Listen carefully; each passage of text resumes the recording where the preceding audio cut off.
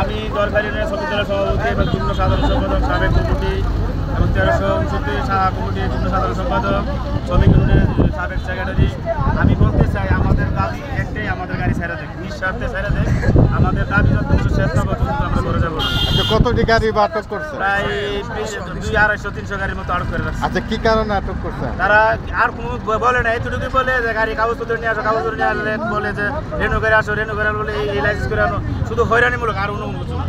এর মধ্যে প্রায় আজকে 1.5 মাস হয়ে গেছে গাড়ি আটকে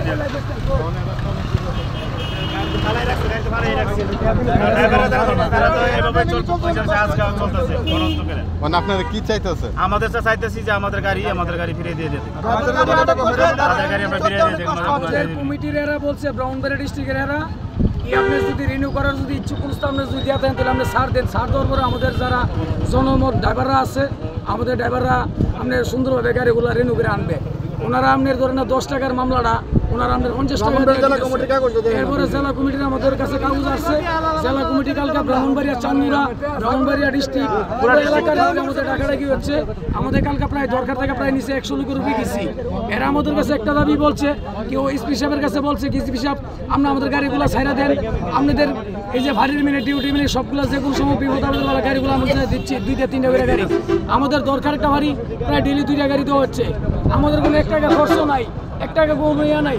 আমাদের কমিটির ভান্ডার কোনো কোনো আমরা কোনো চাঁদাবাদ চলে না, যেন কোনো মামলা নাই, যেন কোনো হামলা নাই, যেন কোনো আওয়ামী লীগ বিএনপি নাই। আমাদের নিঃস্বার্থে পেটের দায়ে সম্পূর্ণ আমাদেরকে কর্ম করে খাইতে পারছি না। আমরা একটা রোগীর গাড়ি নিয়ে গেলে এরা সুন্দরভাবে স্লিপ দেখলো হ্যাঁ আমরা মানে না কোন না তোদের গাড়ি মামলা হবে, তোরা পারমিট নাই, রুট নাই। আমাদের সব কিছু 5 কাগজ 4 কাগজ প্রত্যেক গাড়ি আছে, সরকার দিবে, আমরা নিবে, আমরা কোনো বাধ্যতামূলক এমন কোনো সমস্যা নাই। আমার ভাতিজা একটা দরকার আব্দুল্লাহ, এর 2টা গাড়ি মানে 50,000 টাকা দিয়া এই যে আমাদের গত আজকে 3 দিন আগে চলে যাচ্ছে। এই অবস্থাভাবে চলছে আমাদের একটা ফ্যামিলি মানে 5-6 লোক করে খাওয়ার লোক। আমাদের এই যে আজকে কয়েকদিন ধরে গাড়িগুলো চালাতে পারছি না। আমার একটা গাড়ি আমরা বলে দিচ্ছে প্রায় আজকে 1.5-2 মাস হয়েছে আমরা গাড়িগুলো আনতে পারছি না। আমাদের ফ্যামিলি নিয়ে চলাফেরা করতে কষ্ট। এগুলি আমার বক্তব্য শেষ করলাম। আসসালামু আলাইকুম। ঠিক আছে।